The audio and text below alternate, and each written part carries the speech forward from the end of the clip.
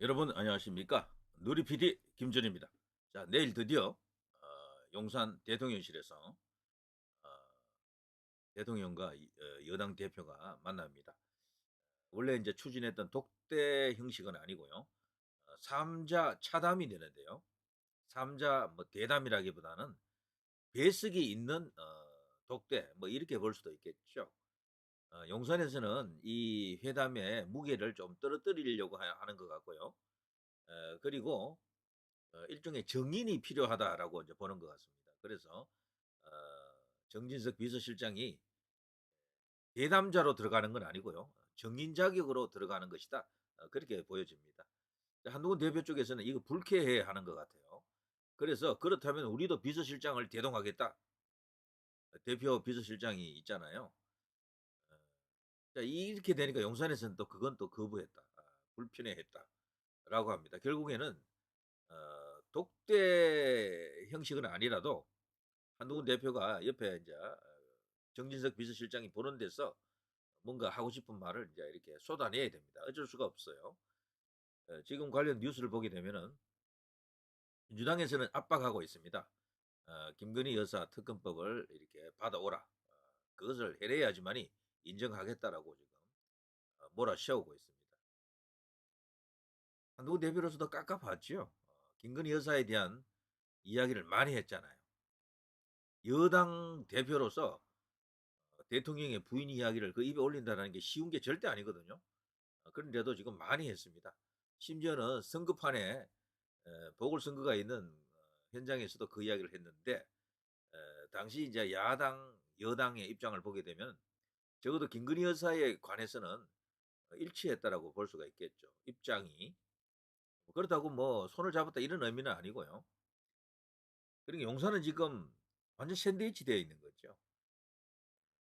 야당으로부터도 공격을 당하고 여당으로부터도 지금 공격을 당하는 상황이다. 이럴 경우에는 예전에 보면은 대통령이 견디다 못해서 혹은 어, 정치적 어떤 선택을 이렇게 합니다. 바로 탈당을 보통 했죠. 그럴 경우에는. 근데 윤석열 대통령은 지금 탈당하기에는 너무 많이 남았잖아요. 많이 이제 고민이 될 것 같습니다. 어쨌거나. 근데 어쨌거나 야당에서는 자신들이 계속해서 밀어붙여 봤지만 대통령의 거부권에 걸려서 뭐 하나 되는 게 없잖아요. 자, 이것을 한동훈 당신이 해내라라고 지금 촉구도 하고 요구도 하고요. 격려도 하고 있습니다. 그 격려가 진짜 격려는 아니겠죠. 일종의 판을 흔들기 위한 여당 분열 책동이다. 이제 이렇게 볼 수도 있겠죠. 자, 어쨌거나 그건 그렇고요.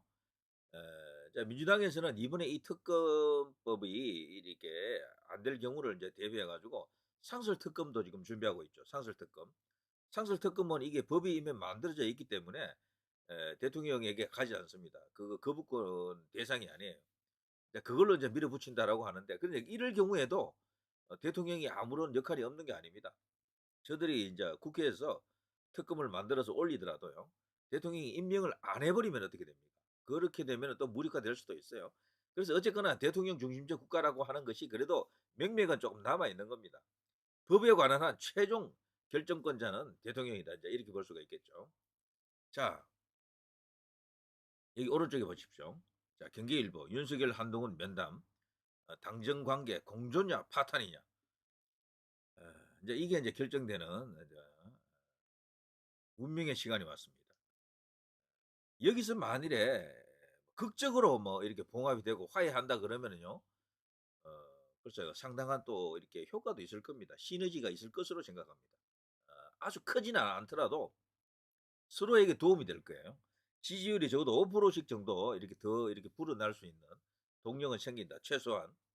그래서 서로 이렇게 공조로 가느냐, 상대방을 필요로 하는 어떤 그런 차원에서 어, 뭐 어쨌거나 전략적 혹은 전술적 어떤 그런 협력을 하느냐 이게 관건이긴 한데 그 가능성도 일부 있습니다. 있지만 파탄의 가능성도 굉장히 크다. 파탄의 가능성. 그 왜 그런가 하면 그 밑에 그 뉴스 보십시오. 한동훈 내일 윤석열 대통령 면담 후에 직접 언론 브리핑을 하겠다라고 지금 검토하겠다라고 합니다. 이게 지금 지금 현재 한동훈 대표가 지금 빼들 수 있는 어 여러 가지 카드 중에 최강 카드죠 이게. 초강수죠, 초강수. 지금 용산이 가장 지금 싫어하는 것 중에 하나가 언론 플레이를 가장 싫어하거든요. 특히 용산이 인제 연루가 된 이슈에 있어서 뭐 김건희 여사라든가 뭐 최혜병 특검이라든가 이런 거 관련해 가지고 언론 플레이하는 걸 가장 지금 못마땅해 하고 있습니다. 그런데 지금 한동훈 대표는 내일 아예 그냥 기자회견 같은 걸 하겠다라는 거잖아요. 이거는 뭐 언론 플레이 정도가 아니고 완전히 그냥 노골적으로 그냥 어떤 입장을 정립했다라고 이제 보여줄 수밖에 없는데요. 아마 용산은 지금 이 뉴스를 보고 경악했을 겁니다. 이게 미리 용산으로 전달이 안 됐을 거예요. 이것 또한 급작스럽게 나온 뉴스다라고 보는데, 자 용산 입장은요. 지금 이 시각 아마 이거 대책 회의를 하고 있을지도 몰라요. 긴급 대책 회의. 자 이렇다고 하면요. 여기서 언론 브리핑이라는 게 뭐겠습니까? 한동훈 대표로서도 지금 칼 끝에 지금 올라와 있습니다. 자칫하면 배예요. 크게 지금 당합니다. 상처를 크게 입어요. 그래서 이번에 이 만남이 아무런 성과도 없이 끝날 가능성도 크고, 용산의 태도로 봐서는 그럴 가능성도 있잖아요. 대통령이 양보하거나 뭔가 이렇게 받아들일 것 같으면 벌써 신호를 보내왔죠. 의대 정원에 있어서도 내년은 요지부동 일점 희력도 지금 바꿀 수 없다 그러는 입장이고요. 그리고 기본적으로 기조가 대통령 스스로 혹은 용산에서는 틀렸다라고 보지 않습니다. 그리고 김건희 여사에 대해서도 생각을 달리하는 거거든요. 실질적으로 실정법을 어긴 게 없다라는 게 용산의 입장이고, 그리고 여권 내에서 왜 야당하고 같은 목소리를 내느냐 여기에 대해서 큰 불만을 갖고 있습니다. 때문에 한동훈 대표가 가서 내일 뭐 무슨 이야기를 하든 용산이 그걸 이제 흔쾌히 받아들이기는 어렵습니다, 상당히. 자 이런 속에서 지금 한동훈 대표로서도 깝깝한 거죠. 왜 만났느냐? 만나고 아무것도 한 게 없네. 한동훈 무능하네. 결국 이제 이런 이야기가 나올 수밖에 없어요. 아무리 용산 핑계를 댄다 해도 세상은 또 그렇게 냉정하게 또 이렇게 이렇게 뭐 저기 썩 달갑지 않은 반응을 보일 가능성도 크다. 최근에 이제 언론 환경을 보면요. 한동훈 대표에 대해서는 비판을 잘 안 해요. 한동훈 대표에 대해서는. 저는 이것이 일종의 허니문 피어리어드 뭐 그런 효과도 좀 있다고 봐요. 당대표 되고 지금 얼마 안 됐잖아요.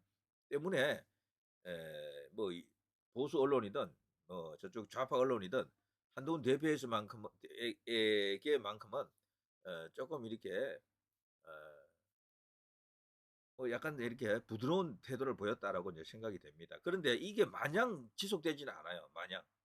어느 시점 되면 이제 이게 칼을 뽑을 겁니다, 거기도. 근데 그전에 한동훈 대표로도 로서도 뭔가 이렇게 확고한 입장 을 만들어야 되고 자신의 위상을 또 만들어야 됩니다. 당 안에서도 대표로서 확고한 어떤 뭐 이제 자리를 좀 이렇게 구축을 해야 되는데 아직 안 됐잖아요. 되고 있는 과정이다라고 설명할 수가 있지만 그 과정에서 필연적으로 이제 극복해야 되는 것이 용산과의 관계 정립, 대통령과 어떤 뭐 어떤 상태로 가야 되느냐 이런 건데 말이죠. 제가 이제 헤드라인을 이제 보게 되면은 자 이런 게 있죠, 이런 게. 여기 인제 한동훈 대표가 과거 인제 윤 대통령과 관계를 이렇게 쭉 보면 이런 게 있습니다. 지금 봐서는 완전히 깨진 것 같은 그런 분위기가 있죠, 이렇게. 완전히 금이 간 듯한 그런 느낌이 있습니다. 서로 바라보는 것이 다르다. 근데 이제 화해가 되기 어렵다. 용산에서 대통령이 한동훈을 이제 품을 가능성이 없다라고 보는 게 일반적인데요. 그러나 아직도 신락 같은 어떤 희망과 기대를 갖고 있는 사람들도 많이 있습니다. 두 사람의 관계를 과거 오래된 인연을 이제 이야기하면서 결국은 하나가 될 것이다 이렇게 이제 믿는 사람들도 있죠. 근데 정치라는 게 참 냉혹하죠. 어, 부자 간에도 혹은 어, 정말 친구 사이에도 이 권력 공유가 안 된다 그러죠. 저는 한동훈 대표와 이 이제 관계가 멀어진 것은 노선의 차이 이런 것보다도요. 결국에는 저는 권력을 놓고 용산의 입장이 다르고 한동훈 대표가 또 가고자 하는 길이 특히 권력에 이제 이렇게 다가가고자 하는 그 나름대로 어떤 의지가 있을 겁니다. 그걸 뭐 야심이라 해도 좋고 욕심이라 해도 좋은데요. 그것이 결국 충돌을 일으켰다라고 저는 그렇게 봅니다. 어쨌거나. 근데 그 입장을 용산이 그냥 흔쾌히 이제 못 받아들이는 것 같고 한동훈 대표도 어쨌거나 정치인으로서 성공하자면은 이걸 이제 극복을 해야 되겠죠. 설득을 하든 극복을 하든 뭐 둘 중에 하나는 해야 됩니다. 여기서 이도 저도 아닌 상황이 되면 뭐 아무것도 안 되겠죠. 에, 예전에 이제 이런 상황도 있었잖아요. 이런 상황. 예전에 서천시장에서 불이 났을 때 그 추운 데서 대통령을 기다리면서 벌 좀 받았죠. 혼났죠. 이때는 말이죠. 이렇게 폴더 인사를 하잖아요. 근데 요즘은 이제 폴더 인사 이런 거 없어요. 대통령을 만나도 이제 고개를 숙이지 않더라고요. 거의. 그는 의도적으로 이렇게 한다라고 우리 언론에서는 분석합니다. 저도 그렇게 봅니다. 왜 그런가 하면 대통령과 당대표 간에는 수직 관계가 아니다. 수평적인 관계다라고 이제 그렇게 이야기하는 사람들이 많고, 그리고 이제 독자적인 어떤 정치 색깔을 이제 가지려고 하면은 대통령을 극복해야 된다. 일단 이런 어떤 겉으로 드러난 저는 행동에서부터 대등한 관계를 가져가야 된다. 이렇게 주문하는 사람들이 많다 그래요. 특히 그 측근들이 이런 식으로 주문을 한다 그러네요. 대통령 하면서 고개 숙이지 마라. 뭐 이런 식으로. 이준석이도 고개 숙이지는 않았어요. 근데 이준석이는 저쪽 야권 인사 만나면은 90도로 꺾어주잖아요. 폴더 인사 하지 않습니까? 한동훈 대표도 그런 면에서는 이제 비슷한 평을 받습니다. 야권 인사를 만날 때는 또 깍듯하다 이런 느낌도 있어요. 그런데 그거는 A다라고 이제 그렇게 또 지지자들은 이야기합니다. 자, 그건 뭐 그렇고요. 자, 이 두 사람의 관계 여기 사진에 지금 다 나와 있어요. 다 사진에 다. 좋았던 관계가 지금은 깨진 것처럼 보이고요. 지금 고개를 숙였던 한동훈 대표가 이제 고개를 숙이지 않는 관계까지 왔습니다. 자, 이런 속에서 뭔가를 결정을 해야 되는 것이 정치입니다. 그렇다고 답이 딱 정해져 있는 것도 아니에요. 결국에는 이 힘겨루기 혹은 여론, 뭐 국민의 눈높이일 수도 있고요, 여론일 수도 있는데 이런 것을 따라 가지고 어떤 결정을 할 수밖에 없습니다. 에, 여기 이제 기사를 조금 보면요, 뉴스 원 이제 기사인데요. 내일 이제 면담 결과를 브리핑한다라고 지금 나와 있습니다. 에, 한동훈 대표가 직접 할 수도 있고 아니면 박정아 국민의힘 당대표 비서실장이 나서서 면담 내용을 언론에 설명한다라고 지금 이걸 놓고 지금 조율 중에 있다라고 하는데요. 용산에서는 이거 분명히 반대하거나 이걸 문제 삼아 가지고 내일 회담을 또 모르겠습니다. 이상한 형식으로 바꾸거나 정적적으로 취소할 가능성도 조금은 있다. 크지는 않지만 이런 걸 문제 삼아 가지고 원래 대통령 만난 이런 이슈에 대해서는 보통 비밀로 하거든요. 근데 이렇게 바로 그냥 기자회견처럼 하겠다라고 하니까 이걸 용산에서 절대로 이걸 좋게 보진 않겠죠. 한동훈 대표가요, 이제 어쨌거나 11.6 재보궐선거가 끝난 뒤, 그리고 어쨌거나 승리로 규정하는 것 같습니다, 스스로. 그리고 그 진정에서도 그렇고요. 그래서 이걸 이제 기회로 이제 때는 이때다. 대통령을 향해서 김건희 여사에 대한 처결을 포함해 가지고 인적 쇄신, 대외 활동 중단, 의혹 규명 협조 등 아주 예민한 사안들을 직접적으로 이제 요구할 것으로 이제 보인다라고 이제 이렇게 보고 있습니다. 자, 자, 갈 만큼 갔고요. 올 만큼 왔습니다. 대통령과 한동훈 대표 간에 이런 이슈들은 어차피 한 번은 겪어야 됩니다. 이게 이제 여권, 여당, 예전부터도요, 대통령과 차기 주자 사이에서는 항상 불편했어요. 관계가 좋았던 적이 거의 없습니다. 자, 이런 속에서 살아남은 차기 주자는 대선 후보가 되고요. 여기서 이제 무너지면은 뭐 그냥 흔적 없이 또 이렇게 소멸될 수도 있습니다. 그래서 한동훈 대표도 지금 어쨌거나 어, 운명이 걸렸다라고 이제 볼 수가 있어요. 칼 끝에 서 있습니다. 서로 힘이 없어요. 제가 볼 때 서로. 대통령도 지금 충분한 국민적 지지가 없고 한동훈 대표도 그렇다고 뭐 크게 힘이 있는 거 아니에요. 왜 그런가 하면은 차기 주자 지지율이 이재명의 반밖에 안 나오는데 반도 안 되는 것도 있고.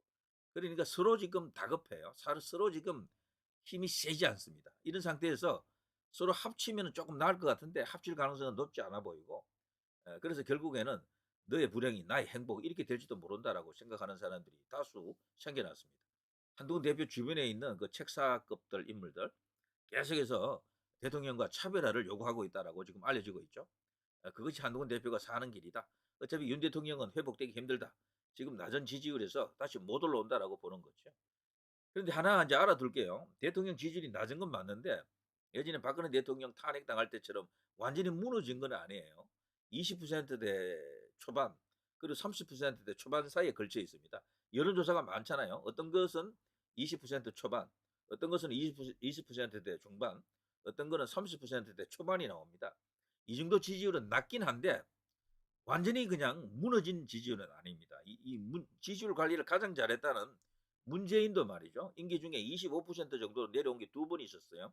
LH 사태 때, 조국 사태 때. 그때 그냥 떨어지더라고, 20%대로. 그래서 20%대에서 다시 이제 올라간 사람들도 들어 있고 하기 때문에 아직은 좀 더 지켜봐야 된다라고 생각하는 거죠. 한두훈 대표도 지금 큰 목소리를 내려면은 이재명을 잡아야 됩니다. 어쨌거나 이재명하고 대등한 관계까지 가야지.